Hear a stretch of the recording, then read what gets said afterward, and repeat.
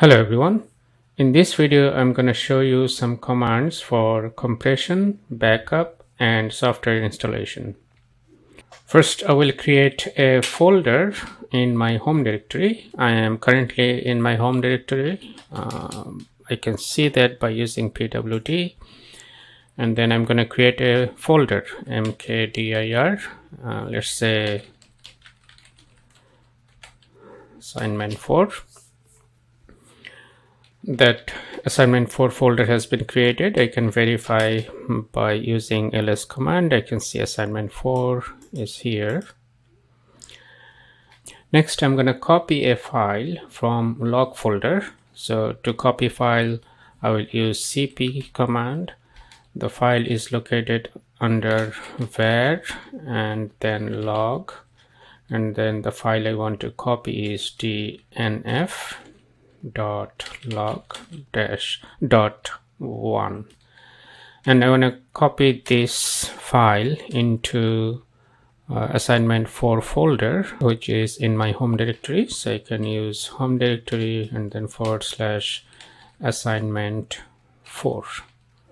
Okay, so I press enter. The file has been copied into assignment 4 folder. I can go into assignment 4 folder by using cd command, and then I can list the files. I can see that the file from the verilog folder that I selected in the copy command is in assignment 4 folder now. If I want to see the size of the file, I can use ls-l command, and that shows that the file is of this size, but this is not in human readable format. So I can use ls-lh, that will show me in a human readable format, which is 1 megabyte. Also, for a specific unit, I can use block size with ls-l, such as ls-l, and then block dash size equals m. That also shows the file in megabyte unit because I wanted the block size to be megabyte. So 1 megabyte. Okay, I'm going to clear this screen. Next, I will compress the file that I copied in assignment folder, means in my current folder, by using the compress command. So I will use compress, and then the file name. The file name was dnf-log.1. Now this will compress, but it will not show the compression ratio. To see the compression ratio, I can use -v with the compress command, and that did compress the file. After compressing, the new file has become dnf-log.1.z with an extension, and this is the compression ratio. Okay, I can restore the file. By the way, this compressed file changed the existing file to a compressed file. It did not create a new file. If I look at the list of files, I can see that the previous file doesn't exist, only the compressed file exists. I can uncompress the file by using uncompress command,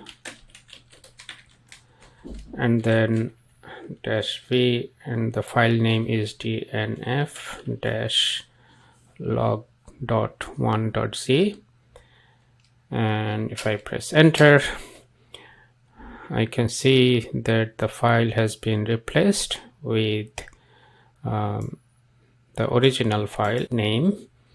And if I list the files and folders in this directory using ls command, let's say ls-lh, on a long list with human readable format, I can see there is only one file, and its size is the same as before compression what we had.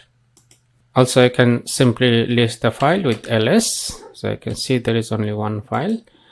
Next, I'm gonna compress this file by using gzip utility. So gzip dash, if I want to see the compression ratio, then I can use dash v, and then the file name dnf dash log.1. Also, the new file has been created by replacing the old file. The new file name is this one, and this is the compression ratio. So if we compare the two compression mechanism, one is the compress and the other one is gzip, we can see that they have a different compression ratio. I'm still in assignment 4 folder. I'm gonna go back to my home directory, and if I see the list of files here, these are different files and folders that I have created before. Now I'm gonna compress all the files and folders in my home directory by using a zip command. So the command is zip. If I want to include all folders and subfolders, then I will do a recursive compression. So -r is for recursive, and then after compressing the I can specify the file name. So let's say zip file dot zip. So this is gonna be the compressed file names, and what I want to compress, my home directory name, which is home, and then ds underscore, this one is my current home directory. So all files and folders that are under this directory will be compressed by using zip utility, and after compression I will get this file as the compressed file, and I'm also using -r to recursively include all folders and subfolders in it. Okay, so I press enter, and I can see that it did include all files and folders in the zip file. This zip file should be a new file, which I didn't have when I listed the files and folders in my home directory. Now let's list it again, and I can see that a zip file has been created. Okay, if I want to see the file size, then I can use ls-lh command, and the zip file size is 56 kilobytes. All right, next I'm going to use the tar command to create backup file. Before using the backup, I will clear the screen. So, and then I'm going to use tar command. So tar and then -cvf. Tar command will create a backup file, and the backup file name I want to make is my tar backup. What I want to include in the backup file is my assignment 4 folder. I'm already in my home directory, and assignment 4 is under the home directory, so I can simply name the assignment 4 folder name. Okay, so I press enter, and assignment 4, inside assignment 4 folder there was a file, and that has been put in a backup file by using tar command, and the new file name is my tar backup. This file has been created in my current directory, which is my home directory. So if I see the list of files and folders, I should see this my backup, my tar backup has been created. All right, now if I want to see the size of this file, I can use ls-lh. I can show all of the file size, or I can show only the specific one. My tar backup, it will show only these files, long list format. and I can see that the file size is 80 kilobyte. Now if I want to show the content of this file without actually extracting from the tar file, I can use again the tar command and then -tf, that will show the content of the file. So my tar backup, that's the file name. My tar backup is the file name. So tar-tf, my tar backup, that shows the content inside this backup file. Okay, next I'm gonna use RPM, package management command or tool. To see the installed packages, I can use RPM-QA, all packages. Let's clear the screen. So RPM-Q is making a query and all packages. So A, and that shows a list of packages, a long list of packages that has been installed in the system. Okay, next I will use RPM command again to show the packages that is used for system logging. So the command would be RPM-Q and then R syslog. Okay, and the package that is used for system logging is this one. If I want to see the build date of this package for system login, then I can use RPM-QI information or syslog. That gives a lot of information, and from this information I can see a build date right here. Next, I'm gonna find the executable files related to this package.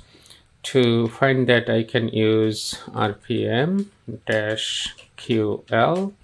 or syslog. Well, not only executable files, it will show all files. However, executable files are located in the bin directory. So let's first see what I get here. I get a lot of files, but not all of them are executable files. Executable files are put in bin directory. So out of this output, I'm gonna extract the ones that are in bin directory. So I reissue the command, but I'm gonna capture by using grep command, and I want to capture bin directory. So you can see that these two files are executable files that are put in bin directory related to this system logging. Next, I'm gonna find the packages that this package depends on. Another RPM command, and then -q r, capital R syslog. Okay, and that gives me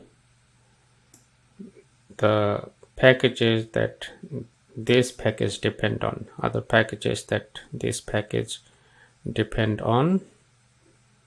Okay, so these are the output.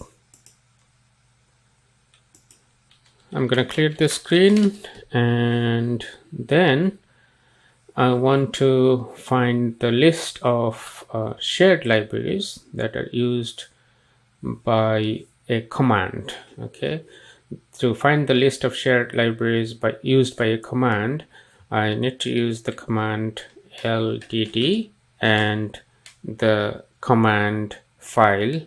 The command I want to use is mkdir. Mkdir is for making directory, and the mkdir file is located under usr-bin and mkdir. Okay, so it will show me the list of shared libraries that are used by mkdir command. Okay, so these are the shared libraries that are used by mkdir command. All right, that's gonna be all for today.